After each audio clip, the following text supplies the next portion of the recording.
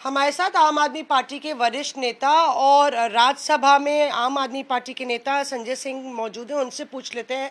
प्रधानमंत्री नरेंद्र मोदी ने आज अपने भाषण में कहा कि ये बहुमत की सरकार तो है, लेकिन ये सर्वमत से चलेगी। क्या आपको लगता है कि कुछ अंतर आया है, क्योंकि जिस तरह से तमाम घटक दलों की भूमिका बढ़ी है? आप शायद भूल गई, ये बहुत पुराना उनका बयान है। उन्होंने पहले भी कहा था कि सरकारें बहुमत से चलती हैं, लेकिन देश सर्वमत से चलता है। लेकिन वो सर्वमत कहीं उनकी भाषा में नहीं दिखता, वो सर्वमत उनके कार्यप्रणाली में नहीं दिखता, वो सर्वमत उनके निर्णयों में नहीं दिखता।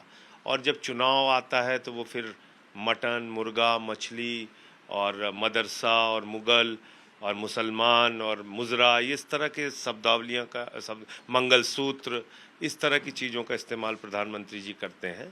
तो कभी कपड़ा देख के पहचान जाते हैं किसी को, कभी कहते हैं कि तुम्हारी संपत्ति उठा के उनको दे दी जाएंगी जिनके ज़्यादा बच्चे हैं।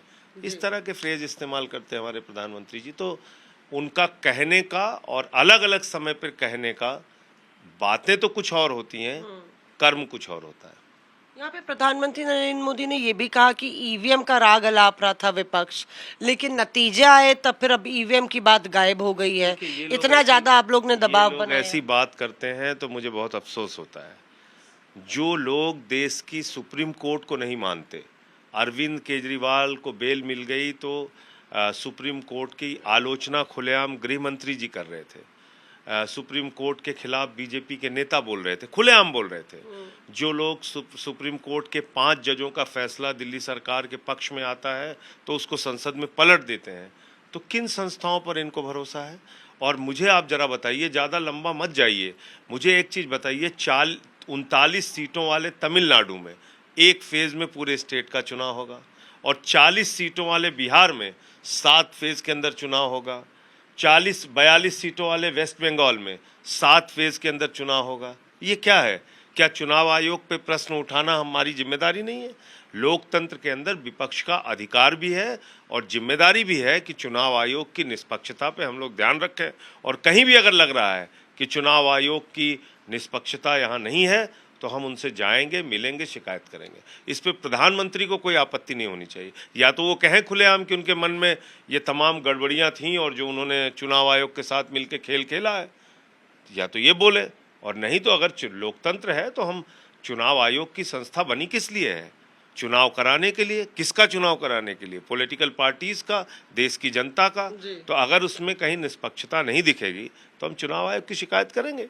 दूसरा मुद्दा जो गरमा रहा है कि प्रधानमंत्री और गृह मंत्री अमित शाह, वित्त मंत्री की भूमिका को लेके राहुल गांधी ने सवाल खड़े किए हैं कि जो बाजार उठा और नतीजों के बाद जो बाजार लुढ़का, आम आदमी का पैसा खोया, उस पर जेपीसी होगी। तो क्या उस पर इंडिया गठबंधन एक मत है? देखिए, भूमिका के पीछे 2 बड़े कारण उन्होंने बताए।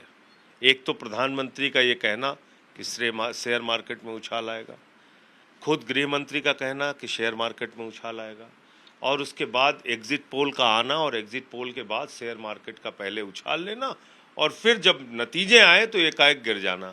तो ये सब जो पूरा मामला हुआ है, और अगर आप बनावटी तरीके से या कोई खेल करके शेयर मार्केट को उछाल देते हैं और गिराते हैं, तो ये एक प्रकार का बहुत बड़ा भ्रष्टाचार है।